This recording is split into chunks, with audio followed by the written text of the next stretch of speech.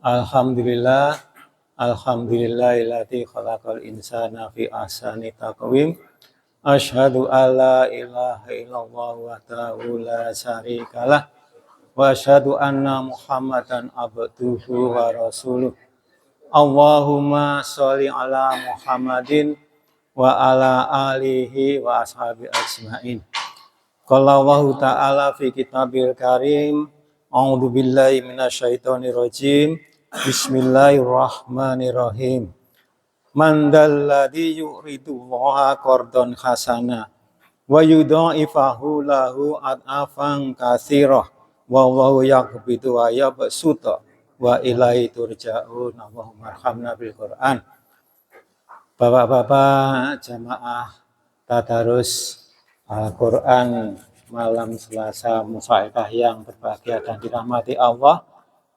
Marilah senantiasa kita selalu membacakan pada Allah Subhanahu wa taala rasa syukur, baik itu nikmat iman, Islam, kesehatan maupun kesempatan, sehingga pada malam hari ini kita bisa bertemu muka melafalkan ayat Allah Subhanahu wa taala. Semoga pahala selalu dilimpahkan kepada kita semua. Amin Allahumma amin.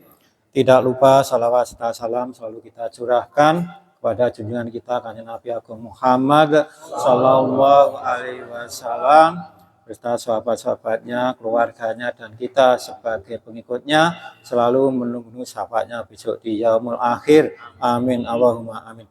Dalam kesempatan ini kami masih melanjutkan, yaitu pada 5 minggu yang lalu atau 8 hari yang lalu, bahwasanya di dalam surat Al-Quran Al-Baqarah ayat 245 yang kemarin belum kami selesaikan, untuk saat ini akan kami selesaikan.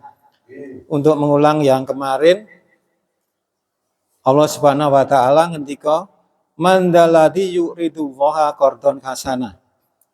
Barang siapa yang meminjamkan pada Allah Subhanahu wa taala qardon hasana, pinjaman yang baik, wa yudha'ifaullah, maka akan dilipat gandakan ad'afan katsirah, lipat ganda yang berlipat-lipat atau lipat ganda yang banyak. Ini kemarin telah kita bahas, sekarang berikutnya.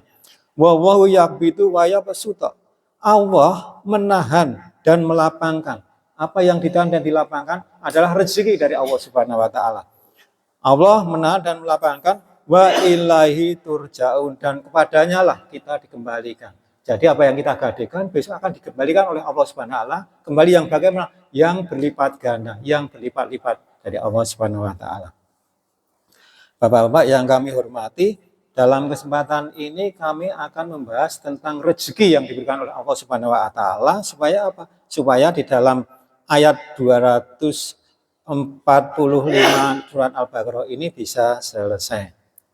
Sekarang apabila Allah Subhanahu wa taala memberikan kita, menahan rezeki yang diberikan pada kita, yang diberikan rezeki kepada makhluknya, itu apa yang terjadi?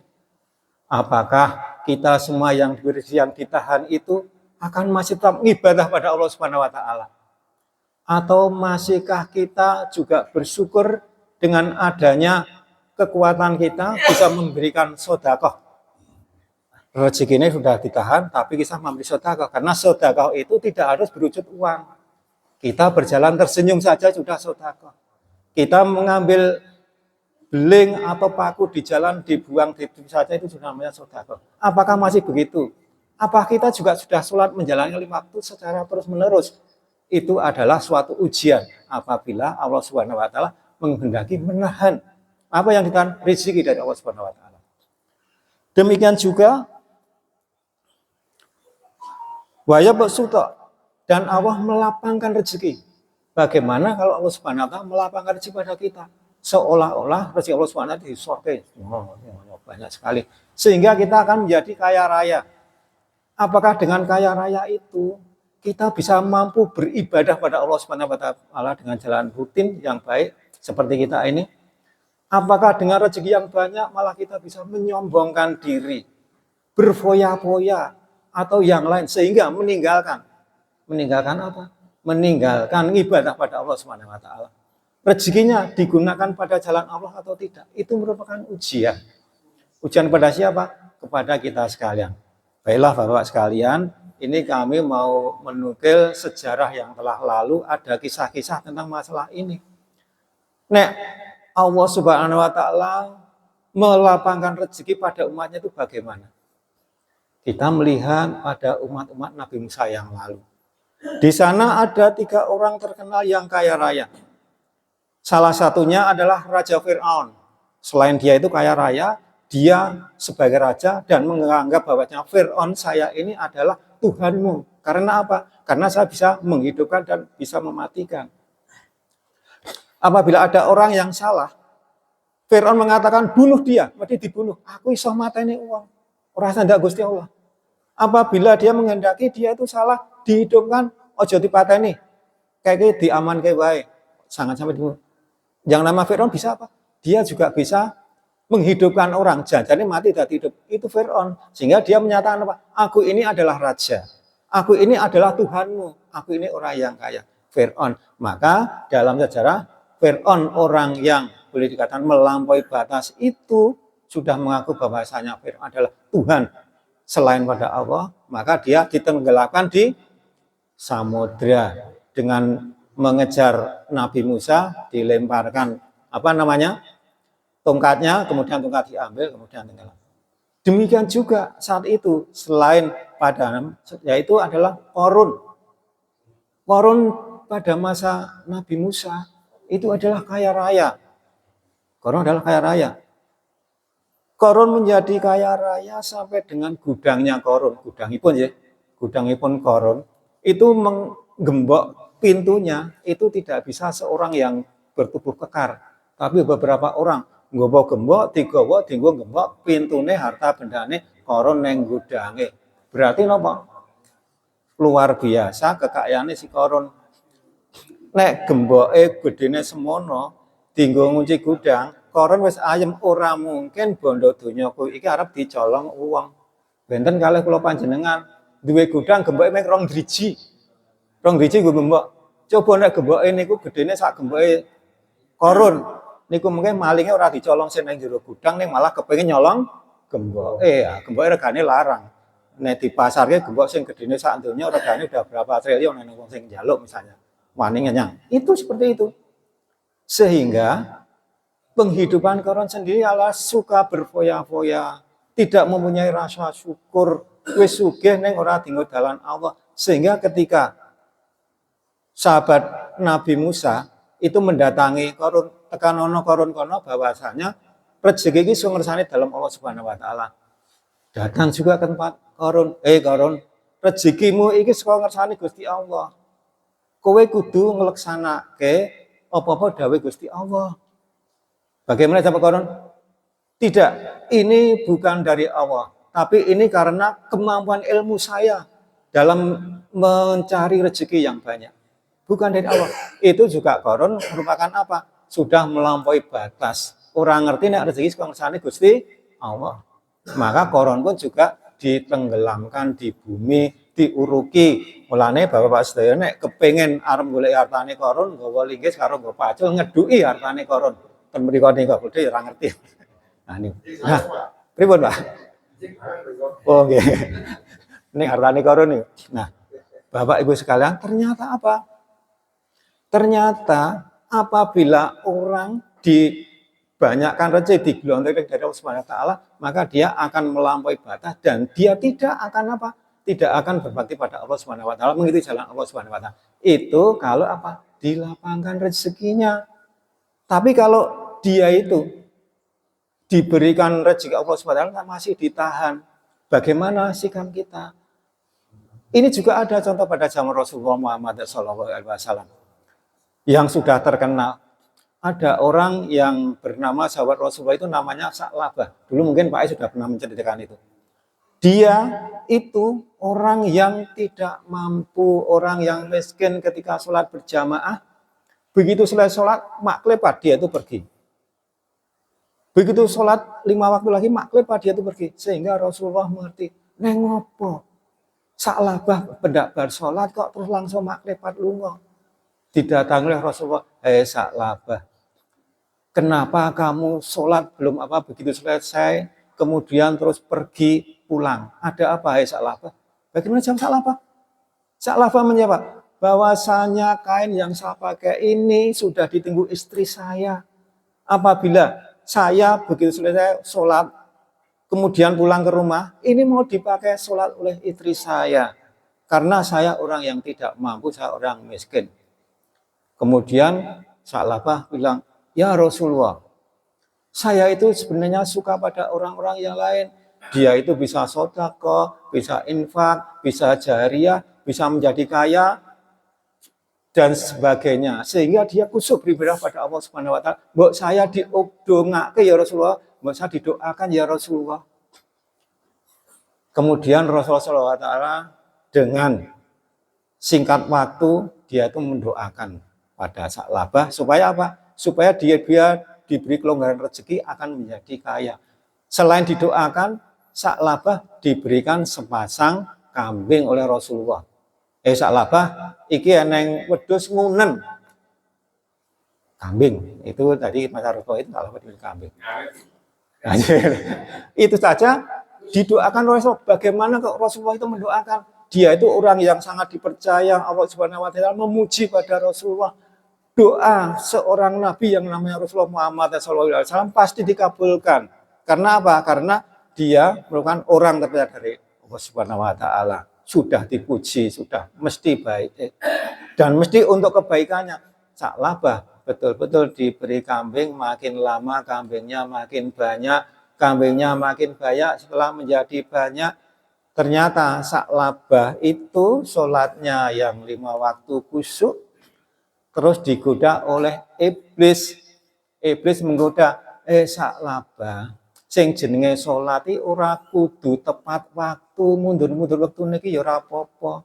Sholatmu ijek sah, nek jeneng wektune. Sa'labah salate dadi mundur menjelang nek zuhur menjelang asar, ngasar menjelang maghrib dan sebagainya. Makin lama kambingnya makin banyak lagi. Sa'labah, sing jenenge sholat 5 waktu, kicir siji loro wae ora apa-apa. Karena apa? Yang namanya orang Islam, apabila dia itu rutin menjalani sholat Jumat, dia masih beragama Islam. Sa'labah. Yang namanya iblis ngandani niku, nek iblis ngandani para Sa'labah, nek dikandani iso jenenge wis meningkat derajate iblis niku menjadi setan. Dari jin menjadi iblis, iblis iso ganggu karo uang, derajate iblis ningkat dadi setan. Saiki iblis diganggu setan. Makanya kemarin dia sudah mengikuti. Ternyata makin lama sholat 5 waktu ditinggal. Setelah sholat 5 waktu ditinggal, kemudian setan pinter banget bodoh meneh. Sa'labah, sholat Jumat iki nek urung ping 2 ping 3, kuwi iki upamane ijek sholat, kuwi ijek sah, ijek dadi wong Islam. Sa'labah. Sa'labah ngikuti. Oh nek ngono tak ora Jumatan pisan-pisan ora apa-apa. Sa'labah ora Jumat, makin lama Sa'labah tidak sholat, meninggalkan sholat, ora kusuk ning kersane Gusti Allah karena digoda setan. Nah, karena digoda setan, maka Sa'labah mengingkari apa dawuh dalam Allah Subhanahu wa taala, mengingkari apa yang diucapkan Rasulullah untuk bisa betul-betul menjalani agama Islam dengan baik. Setelah seperti itu, sahabat Rasulullah mendatangi pada Rasulullah, ya Rasulullah, Sa'labah sekarang kaya raya, tapi sekarang tidak mau sholat ya Rasulullah, tidak mau melaksanakan apa-apa dawuhipun jenengan, dawuhipun Gusti Allah, tidak mau melaksanakannya ya Rasulullah. Kemudian Rasul bagaimana menjawab? Datangi Sa'labah, minta zakatnya pada Sa'labah, karena orang kaya itu harus wajib berzakat. Kemudian sahabat Rasul mendatangi Sa'labah, Sa'labah, saya diutus oleh Rasulullah supaya kamu mengeluarkan zakat karena kamu sudah kaya raya. Bagaimana sahabat Sa'labah? Dia suuton pada orang sahabat Rasul tadi. Ini karena perbuatan sendiri. Kalau aku memberikan zakat paling menghargai dewe, kowe enggak sugih-sugihmu dewe. Sa'labah bilang begitu. Ladalah. Ini betul-betul dari Rasulullah. Orang mungkin menghargai dewe. Kemudian seperti itu sahabat Rasulullah itu datang, ya Rasulullah, bahwasanya si Sa'labah tidak memberi zakat, Rasulullah, celakalah Sa'labah. Saat itu Rasulullah bilang, celakalah Sa'labah. Setelah celakalah Sa'labah, kalau saya ngendika Rasulullah ngendika seolah seperti betul-betul terjadi. Maka sahabatnya mendatangi Sa'labah lagi. Sa'labah, Rasulullah Muhammad SAW ngendikake celaka kowe Sa'labah, ora gelem zakat cilaka. Begitulah Sa'labah sadar, maka dia membawa zakat di hadapan pada Rasulullah. Ya Rasulullah, ini zakat saya Rasulullah, mohon diterima ya Rasulullah. Tidak, kamu sudah mengingkari. Kamu sudah mengingkari pada dawuh Gusti Allah. Sudah tidak boleh dikatakan ngikuti apa yang telah saya katakan. Kamu wis mbelenjani apa kemarin yang disuwun pendongake. Saya tidak menerima zakat. Sa'labah zakatnya ora ditampa. Sampai dengan Rasulullah meninggal, sampai dengan Abu Bakar. Khalifah Abu Bakar, Sa'labah, ya Abu Bakar, ini zakat saya mau diterima. Yang namanya Rasulullah saja tidak menerima, bagaimana saya berani menerima? Sa'labah kebangetan tenan ini. Maka celakalah Sa'labah. Nah, Bapak sekalian, inilah kisah yang bisa kita ambil. Kita ambil apa? Kita ambil hikmahnya. Kalau orang diberi rezeki, ternyata dia ingkar, ternyata dia juga melampaui batas. Kalau dia itu rezekinya ditandu, rezekinya ditunda, juga dia itu juga melampaui batas apabila dapat rezeki. Itu melampaui batas, sehingga dengan adanya kejadian tersebut, kemudian Allah Subhanahu wa taala menurunkan ayat. Ayat di dalam surat Asy-Syura ayat 27. Isinya begini. Walau batawau rizqan li ibadi. Seandainya Allah melapangkan rezeki kepada hamba-hambanya, ini lagau fil ardi, mereka akan melampaui batas. Betul tidak tadi ya? Mereka akan melampaui batas karena sudah ada Sa'labah, sudah ada Qarun, Fir'aun dan sebagainya.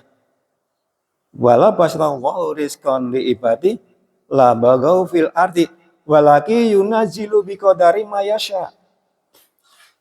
Maka senantiasa Allah menurunkan rezeki berdasarkan kemampuannya seseorang. Berdasarkan apa? Orang itu mampu untuk menerima rezeki itu seperti yang digendakinya. Jadi orang mau menerima rezeki dari Allah Subhanahu wa taala itu apabila mau dilonggarkan, dilapangkan, apabila mau itu ditahan, maka yang diberikan Allah itu sesuai dengan kemampuan yang menerimanya rezeki itu. Sesuai dengan Allah kehendaki. Nah, dengan dasar demikian, maka setelah kita tahu itu semua, nek disokke iki arep melampaui batas, nek ditahan iki kepiye carane iso kita semuanya mendapatkan rezeki itu. Dan apabila diberikan itu sesuai dengan batas kemampuannya orang yang menerima, sesuai dengan yang dikehendaki Allah Subhanahu wa taala. Namun apa cuma itu saja? Kilo rezekimu sakmene iki, rezekimu sakmene, rezekimu. Kalau rezeki masih di situ, kalau kita tidak usaha mendapatkan di situ ya ora iso. Gur dicepaki tok ning kita tidak mau mengambilnya. Maka ada cara untuk mengambilnya rezeki itu. Salah satu contoh. Apabila kita melaksanakan sholat duha, maka selain semua persendian ruas-ruas tulang kita ini dibersihkan dengan sedekah sholat duha, namun setelah sholat duha kita juga memohon pada Allah Subhanahu wa taala akan apa? Dibukakan pintu rezeki pada kita. Kita akan dibukakan pintu rezeki. Ya Allah, apabila rezekinya masih di langit, maka turunkanlah ya Allah. Apabila rezekinya masih di bumi, maka keluarkan ya Allah. Apabila rezekinya masih jauh, maka dekatkan ya Allah.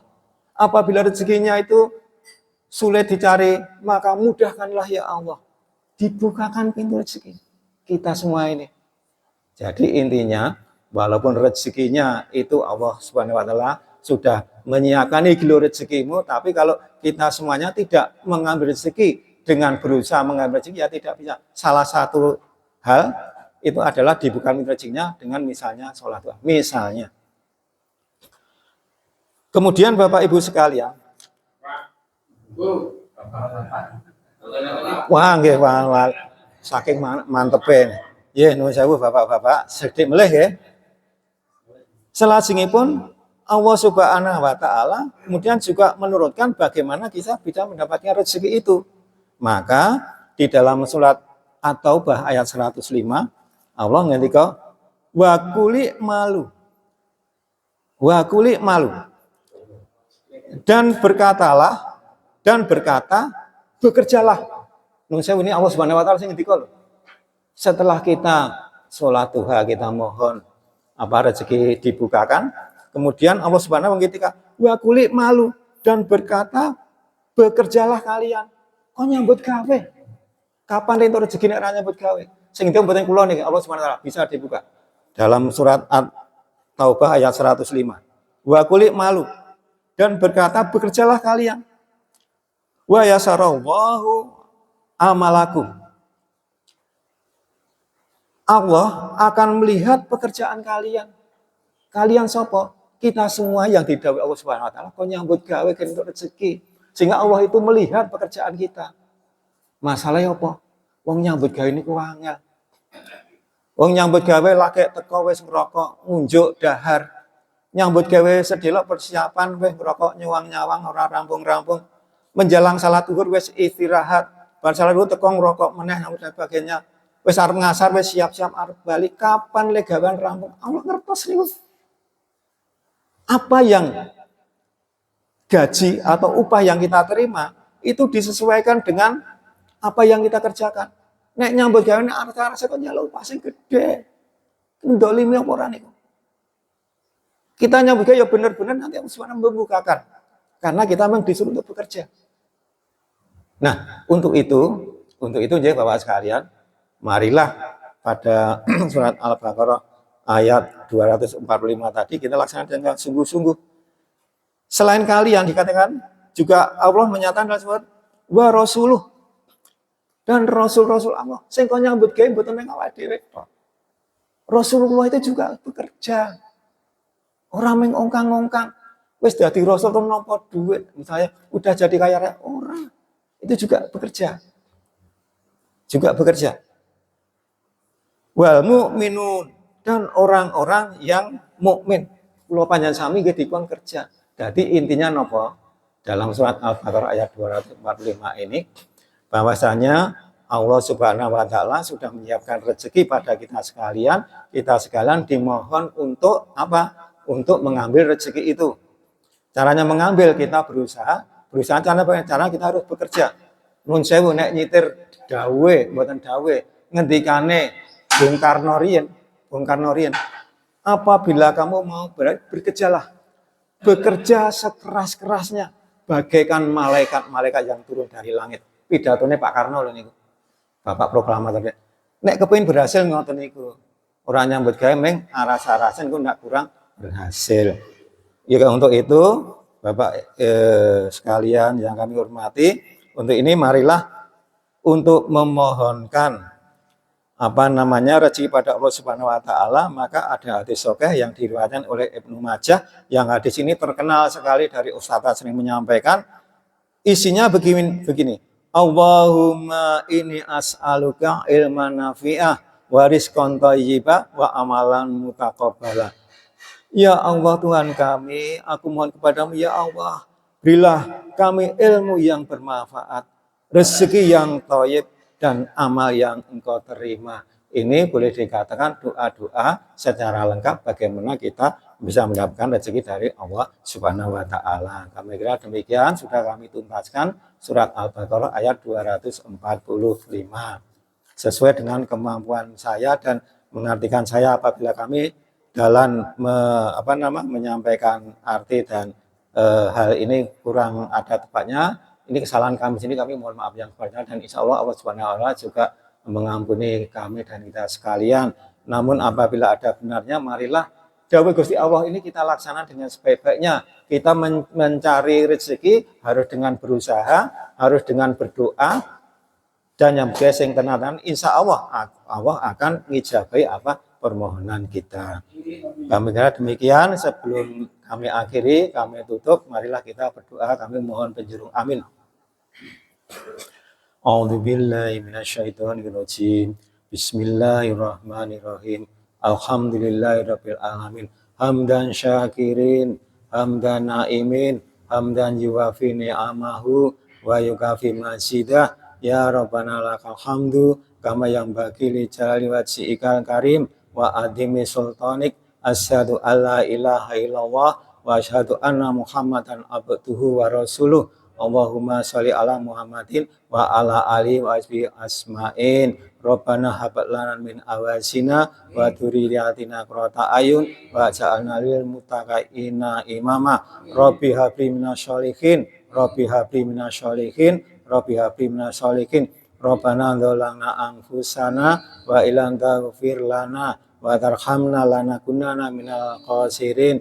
Rabbana la tuzigh qulubana ba'da idh hadaitana wa hab lana min ladunka rahmah innaka antal wahhab. Allahumma nawwir qulubana fi tilawatil Qur'anul Karim wa yazin akhlaqana bi jahil Qur'an wa hasin a'malana bi dzikril Qur'an wa najina minan nari bi karomatil Qur'an wa adkhilna jannata bi syafaatil Qur'an.